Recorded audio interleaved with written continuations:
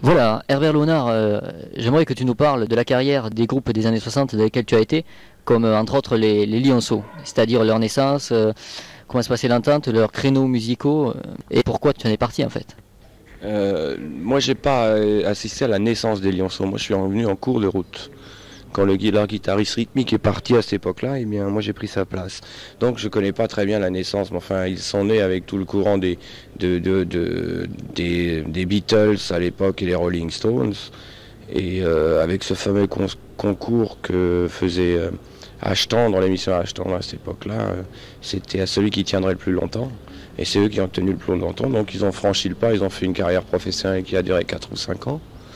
Et moi j'ai fait les 2 dernières années. Avec, alors leur style musical c'était essentiellement vocal, c'est-à-dire une dérivée des Beatles. On a commencé d'ailleurs par enregistrer des chansons des Beatles en français.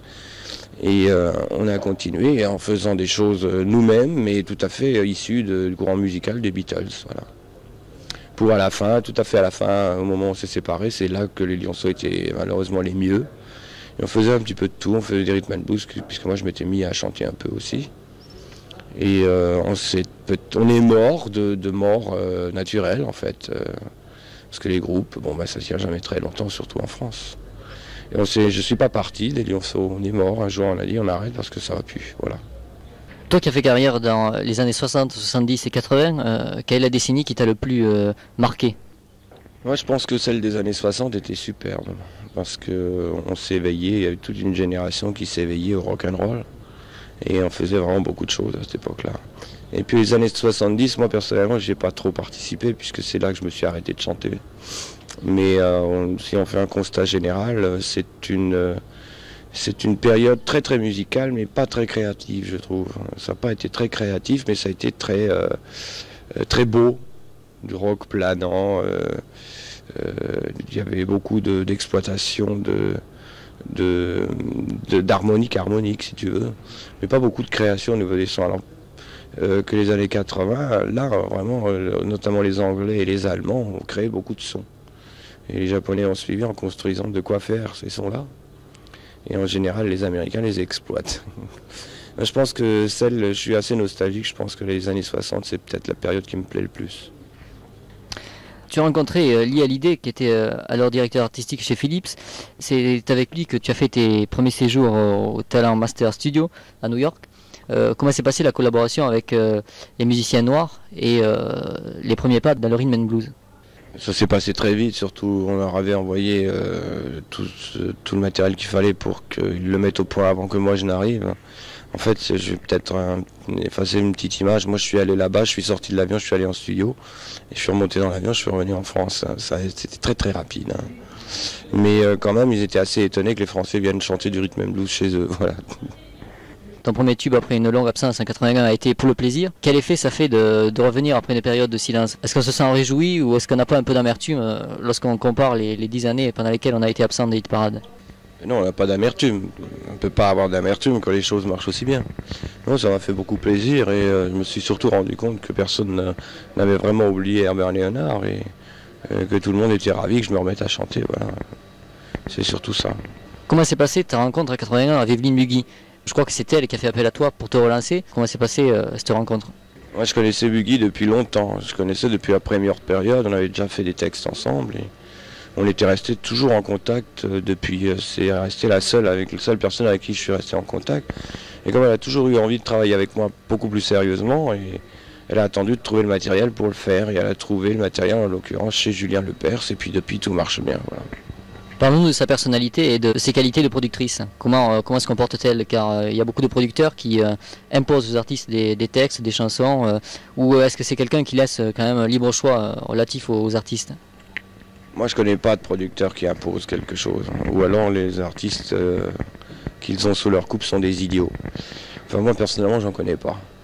Moi, mon producteur ne me fait pas enregistrer ce qu'il a envie. C'est un travail qu'on fait à la base, au départ, et on choisit tout ensemble, et on travaille tout ensemble.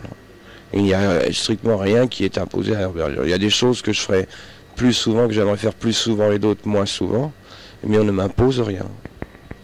Parlons-nous maintenant de la rencontre avec Julie pour le grand duo Amoureux Fou en 83. Comment as-tu fait la connaissance de Julie? Est-ce que c'est par l'intermédiaire de Blind Buggy ou c'est une rencontre commerciale ou c'est un duo qui est né par amitié? Non, le problème c'est que Julie avait envie de faire un duo, étant donné que la France s'éveillait un peu au duo.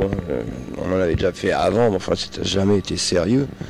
Et dans la foulée des Américains, les gens, le public lui-même s'est mis à demander de plus en plus de duos. Et nous, on avait une chanson qui était très bien à faire en duo, en l'occurrence Amoureux Fou.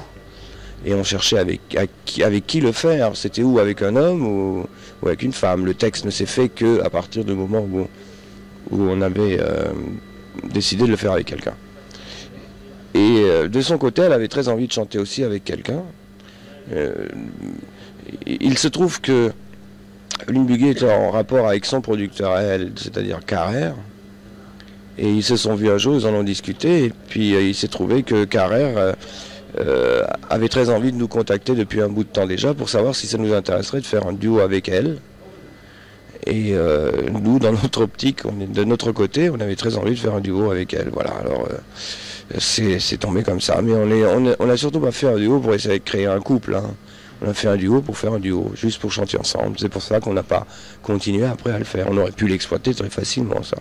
Mais on l'a pas fait parce que c'était pas notre finalité à tout. Est-ce que tu ne penses pas que l'énorme succès d'Amoureux Fou a été un handicap pour la suite de ta carrière? À savoir que vous avez pendant un an tourné, si j'ose dire, un peu au ralenti. C'est assez difficile en fait de digérer un énorme succès comme celui-ci. Je pense pas, en tout cas pas en ce qui me concerne. Je sais qu'elle a sorti 2 disques après qui n'ont pas très bien marché.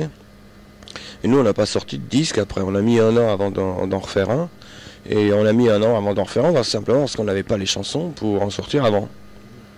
Non, je crois pas que ça soit difficile, justement parce qu'on a fait comprendre à tout le monde, au départ, y compris au public, que c'était pas du tout un tournant dans notre carrière que nous faisions, que c'était juste une chanson qu'on avait envie de chanter. Est-ce que tu es prêt à recommencer l'expérience d'un duo avec Julie? Je sais que beaucoup de personnes te le demandent. Est-ce qu'il y a un projet à ce sujet? Il a failli en avoir un avant l'été, et puis ça a capoté, alors je pense que je ferai jamais plus de disques avec Julie, non. J'aimerais qu'on parle de Château Vallon. La bande originale du film a très très bien marché. Est-ce que là aussi ça ne va pas être un handicap pour la suite de ta carrière? À savoir que c'est, comme tu l'as dit toi-même il n'y a pas si longtemps que ça, pas vraiment du Léonard. Non, parce que on appréhendait ça un petit peu. C'est vrai que c'était pas vraiment du Léonard, je veux dire, dans ce qu'il chante habituellement. Ce que les gens ont retenu, c'est que c'était bien chanté. Voilà. Et ça nous sert. Ça nous sert toujours. Donc ça sera pas du tout un handicap pour mon futur à moi. Justement, le futur, de quoi sera-t-il fait? À quand un prochain disque et quelle évolution éventuellement prendras-tu? Le prochain disque, il est déjà fait et il sortira en septembre. Et ça sera dans la même lignée que ce que je fais, c'est-à-dire de la variété, très vocale. J'adore ça. Et ça sera très beau, ça sera très optimiste, comme toujours. Et ça parlera du couple avec d'autres mots que ce qu'on utilise d'habitude. Justement, les mots qu'on a l'habitude d'entendre, ce serait plutôt Frédéric François et Peter Heston. Ah, ça c'est une critique, ça. Mais moi je dis rien, moi, parce que moi je critique jamais mes confrères. Est-ce que tu as quand même des gens que tu apprécies plus que d'autres dans la variété? Il y a des gens que j'apprécie plus. Oui, il y a des gens que j'aime beaucoup. Bon, je vais en citer 3-4 et je vais en oublier une dizaine comme d'habitude. Mais ceux que j'aime vraiment beaucoup, en ce moment, c'est Goldman, c'est Gottener, c'est Jonas. Pour les Français, bien sûr. Chez les filles, Jeanne Masse, incontestablement. Et puis j'en oublie parce que ils me reviendront en mémoire un petit peu plus tard. Beaucoup de gens du métier semblent apprécier l'évolution et la percée de Jonas. À quoi c'est dû d'après toi? Parce qu'il fait quelque chose de qualité que personne d'autre ne fait. Et parce qu'on ne le voit jamais, il ne fait pas le métier du tout de la même manière que moi. Moi je suis très promotion, c'est-à-dire que j'essaie de défendre mon disque au maximum. En télévision, sur le plan visuel et tout, alors que lui, c'est tout à fait l'inverse. Je pense qu'il est très apprécié parce qu'il a du talent, il fait des choses de qualité. Je te remercie.